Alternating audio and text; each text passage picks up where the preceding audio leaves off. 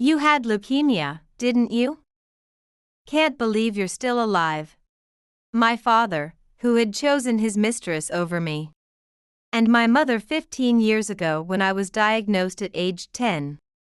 Uttered these unbelievable words when we unexpectedly met at a restaurant. And who's that girl next to you? Surely she's not your child. The father's gaze shifted to Mia, who sat beside me, his expression sour. Yes, she's my daughter. I got married 3 years ago. I thought you'd be struggling and living in poverty. Just like you and your mother, always a burden to society. Angered by his words, I stood up. Unable to tolerate any insult towards my mother, who had raised me single-handedly. Well, it's been a while. Welcome to my restaurant. My father, surprised by my mother's words, visibly widened his eyes in clear astonishment. What, you're joking? That's not funny at all. Oh, I'll explain properly then. Seeking revenge, my mother began to tell him about our current lives. I'm Anna, 25 years old. Today, I am here for lunch at a famous hamburger specialty restaurant. With my husband Tony and our 1-year-old daughter Mia. This popular restaurant recently expanded its stores.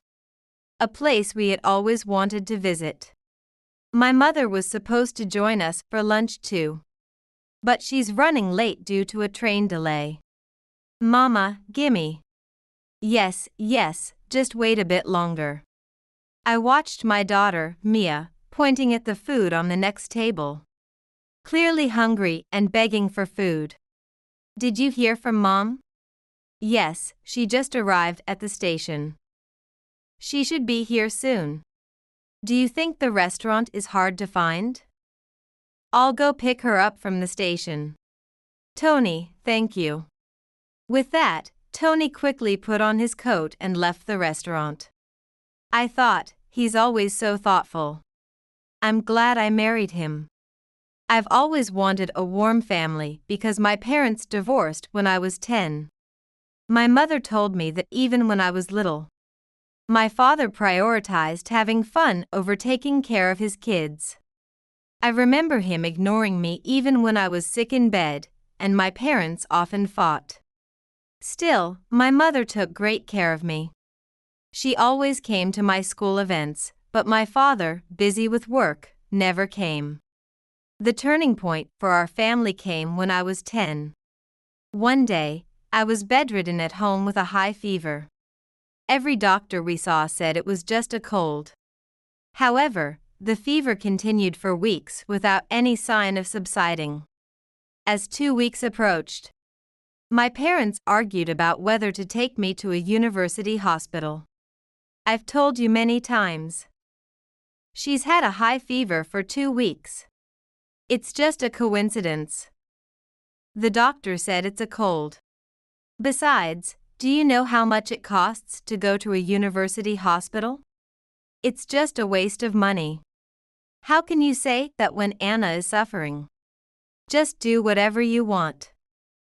I'm not giving you any money. With that, my father left. I was delirious, but I still remember his back as he walked away. Shortly after, my mother took me to the university hospital. And I underwent a thorough examination. When it was over, the doctor spoke seriously to my mother. Please stay calm. The tests show she has leukemia. That can't be. If we had delayed the tests any longer, it could have been dangerous. You did well to bring her in. Hearing that, my mother apparently cried, relieved she hadn't made a mistake. I was soon admitted to the hospital and began treatment. Fortunately, the treatment started quickly and I was young enough to recover well.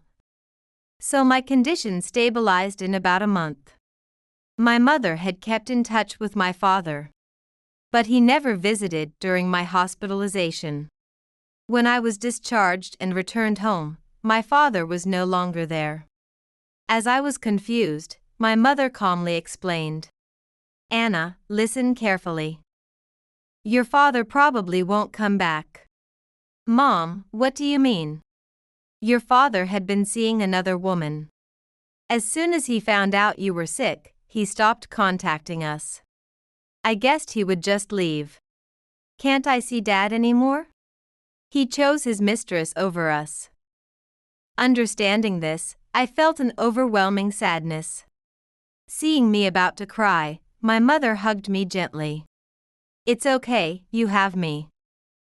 I won't let you feel lonely. As she said that, she hugged me even tighter. From then on, she raised me alone. While working, she took care of me and showered me with love.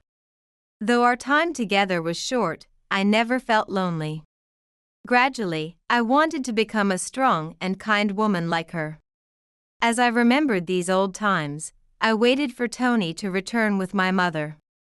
Then, a familiar voice called out my name. Anna, is that you? I turned around in surprise to see an elderly man in ragged clothes. His beard was overgrown, and his hair looked unwashed for days. He was far from well dressed. I thought, I feel like I've seen him somewhere. I racked my brain but couldn't remember where. As I looked puzzled, the man laughed mockingly. Don't you remember your own father's face? You're still foolish as ever. Dad. Why are you here? What do you mean why? I came to eat. Is that a problem? Not really. Indeed, his smiling face resembled my father's from long ago. But my father should be 55 now. The man standing before me, dressed as he was, looked over 70. I thought I would never see my father again after he abandoned us. As a child, every time I remembered him and felt sad, I tried hard to forget him. Perhaps that's why I didn't recognize him immediately. More than the joy of seeing my father after so many years, I felt a complex mix of emotions. At a loss for words, my father spoke again. I mean, I didn't think you'd still be alive. What do you mean? You know, you had leukemia, right?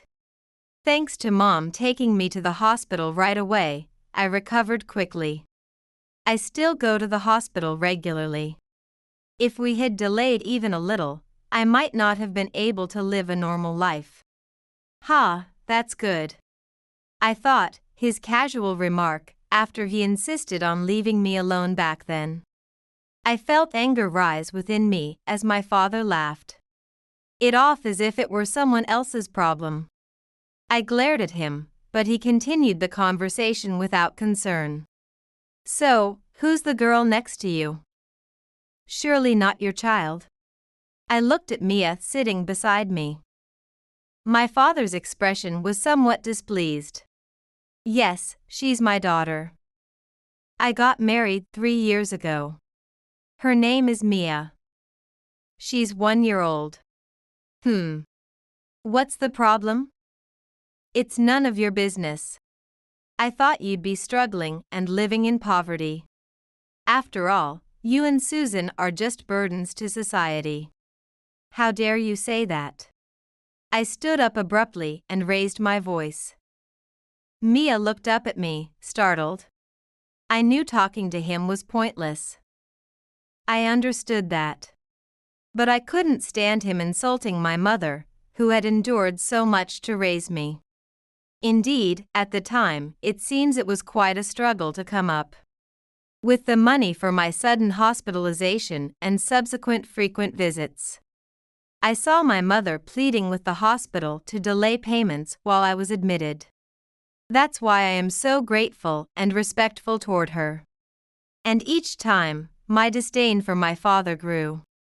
With Mia present and not wanting to disturb the other customers, I couldn't afford to start a fight here. As my father and I were glaring at each other, Tony returned with my mother. Seeing me standing, Tony asked worriedly, Anna, what happened? And who is this man? This is my father. What? I thought your parents divorced when you were little. Why is he here? I don't know. He just happened to be here. So, I came here to eat. Got a problem with that? My father said grumpily, creating a tense atmosphere among us. Then my mother, standing behind Tony, addressed my father. Wow, long time no see. How many years has it been? Ah, you're here too. It's been a while. I never thought we'd meet again. Why are you here? This place is popular lately, right? Wanted to try it out. Oh, I'm glad. Welcome to my restaurant. My father's eyes widened, clearly taken aback by my mother's words. And he began to laugh weakly. Ha, your restaurant? That's a good joke. It's no joke. This is my restaurant. Well, one of many I own. What do you mean? My father was confused by my mother's unexpected statement. But she explained calmly. Just as I said. I own this hamburger specialty store. It was originally a small business started by my father. After you left, I started helping out to make ends meet. Thanks to Mom getting involved, the stores started to multiply. Aren't we about to go national soon? No way you could do that. It's just a coincidence, isn't it? My father seemed unwilling to acknowledge my mother's success. Just as I was about to retort, Tony spoke up. Father, no offense, but maybe it's time you accepted it? Are you Anna's husband? What does this have to do with you? What do you even know? Well, it does concern me. Actually, I work at the corporate headquarters of this company. That's right. Tony is one of our promising young executives. He's currently working as an executive candidate at the headquarters. Susan's ideas and proposals are always customer-oriented and have gained a lot of support within the company. Thank you. I have high expectations for you. No, thank you very much. Tony and my mother spoke happily. Seeing them, I felt proud. Glancing at my father, his mouth hung open in shock. He looked down on my mother, who had become a company owner. And me, a frail child who married a promising young employee and had a child. He couldn't accept that the two he abandoned were leading happy lives. What? I don't care about you guys. With that parting shot, my father hurried to the entrance. However, he hadn't paid yet and was stopped by a staff member trying to leave the restaurant without paying. He was then taken to the back office. After a while, a police car pulled up in front of the store. 3 officers entered and headed to the office. Watching the scene, a person who appeared to be the manager hurried over to my mother to explain the situation. It turns out my father was a habitual offender of dining and dashing. Not just at this hamburger store, but he had also caused trouble at other nearby stores. This time, he was caught in the act and arrested. He's been resisting the police. I could hear him talking loudly. It seems he's been having trouble with his family, and that led to his actions. After saying this to my mother, the manager returned to the office. I wondered what kind of situation had led my once hardworking father to resort to such measures. Seeing the father who had lost all semblance of his former self, I felt a bit of pity. The atmosphere at our table went completely silent. Then, my mother suddenly clapped her hands, looking at me and Tony. Now that the troublemaker is gone, let's enjoy a delicious meal. Mom. The new seasonal hamburger is really something special. Tony, I'm sorry for involving you in our family issues. No, I don't mind at all. As my mother spoke, I felt my tense heart begin to relax. She must have been trying to create a bright atmosphere for me and Tony. I thought, I guess I still can't match up to my mother. With that thought, I decided to forget about my father and enjoy lunch with the four of us. A few days later, I received a call from an unknown number on my smartphone. I thought, I've been contacting various places lately for Mia's daycare. Maybe it's related to that. I didn't have any strong leads, but I answered the phone anyway. To my dismay, it was the last voice I wanted to hear. It was my father. Hello? Anna? Dad? How did you get my number? Well, that doesn't matter, does it? Laughing carelessly, I wondered where he had gotten my number. Despite my anxiety, now wasn't the time to worry about that. The more pressing question was why he had called. Given that he had been driven to petty crimes, I didn't know what to expect from him now. I cautiously asked him, "So, what do you want? What are you planning to do to us? Hey, don't be so cold. I've actually got a good proposal for you and your mom." What do you mean by a good proposal? Listen up and be happy. I'll remarry Susan. Knowing her, she's probably still single, right? Dad, do you realize what you're saying? Of course, I do. Aren't you happy? Is this man insane? How could he think that abandoning us and then proposing to remarry would make us happy? There's no way my mother would accept it. How could I be happy about that? Have you forgotten what you did to us in the past? You mean when I left? If you want me to apologize, I'm sorry. The selfishness of my father infuriates me.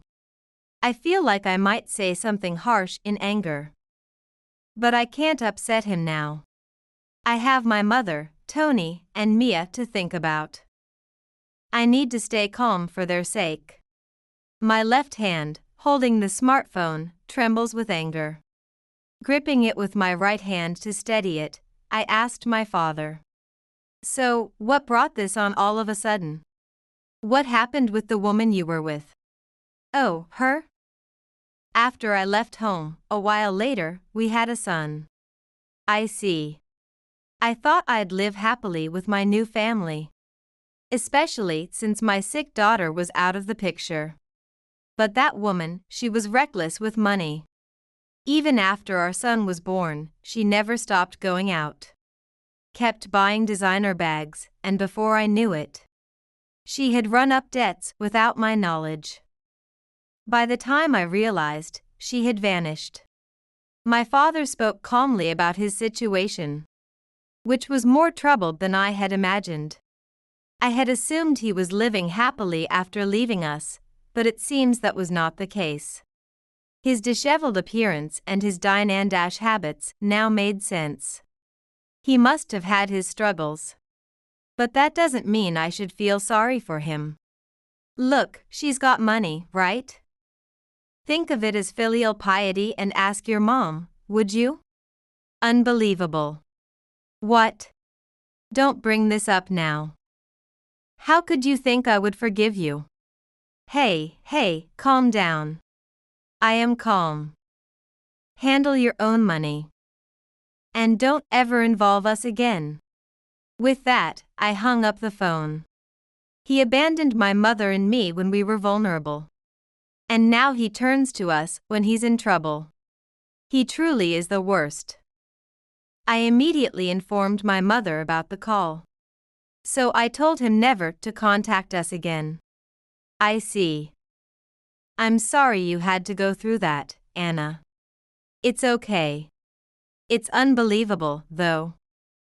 Did he really think I'd accept such a ridiculous proposal? My mother sighed in disbelief. She told me to ignore any further attempts to contact us and hung up the phone. Just as my mother predicted, calls from what seemed to be my father's number came several times. I ignored all of them, and eventually, they stopped. He must have given up after being ignored so thoroughly. One day, I took Mia to visit my mother, who had just finished a busy period and was happy to see her granddaughter. Mia was also having a great time. While chatting with my mother and playing with Mia, the doorbell suddenly rang. Oh, what could that be? Maybe it's a delivery? Should I get it? You keep playing with Mia. Would you? Thank you. I stood up and went to the intercom. My blood ran cold when I saw who was on the screen. It was my father. I thought, how? I never told him where we moved. My heart raced as I struggled to stay calm and breathed deeply. Mom, Dad's here. What do you mean? He shouldn't know where we live since he left and we moved. He might have come here because I ignored his calls. But how did he find the house? While talking with my mother, the doorbell rang again. We decided to pretend no one was home, trying not to make any noise. However, the doorbell continued to ring repeatedly. Despite our continued silence, the knocking on the front door began, growing louder and more insistent. Hey, I know you're in there. Open the door. What should we do? You guys have money. Hurry up and hand it over. My father was getting increasingly agitated, raising his voice dangerously. It wasn't safe anymore, not for my mom or Mia. Something had to be done. Just then, my mother suddenly stood up and walked toward the door. And to my disbelief, she opened it. I thought, Mom, what are you doing? I hurried after her to the entrance. As my mother opened the door, my father tried to barge in. Despite this, my mother began to speak calmly. What are you doing? It's about time you opened up. You have money, right? Hand it over quickly. Yes, we do have money. But there's none for you. Just as my father attempted to strike her, a police officer grabbed his arm from behind. All right, calm down, please. The police? We received a call earlier. You're under arrest for trespassing. Trespassing? But she's my wife. Ignoring my father's protests, the police officers quickly restrained him and took him to their patrol car. As I stood there dumbfounded, my mother calmly locked the door. Mom, how could you remain so calm? You said there was a call earlier, but who? Oh, I called the police while you were checking the intercom. Really? I didn't notice at all. The police can't arrest someone without catching them in the act. That's why I deliberately let him in. As I slumped down, exhausted by the ordeal, my mother chuckled. How strong could one person be? I wondered if I would ever catch up to her. Later, we were informed by the police that my father was jailed. He was not only arrested for this incident but was also charged with multiple other offenses, including shoplifting and dine and dashing. Unable to afford bail, he remained in custody. My mother also concerned herself with my father's son, contacting child services. They later informed us that the boy, now a junior in high school, was living in a facility. He was doing well and excelling academically. So they assured us there wasn't much to worry about. Although he wasn't living with his father, he occasionally visited him. Look, Mia, here's the new hamburger. Eat up. Thanks, Grandma. Years have passed, and Mia has grown significantly. Watching their cheerful conversation fills me with happiness. I never thought I'd be so disrupted by my father at this age. While I feel sorry for him, I certainly don't aspire to be like him. Instead, I'll use his example as a lesson on how not to live, striving for a happy life.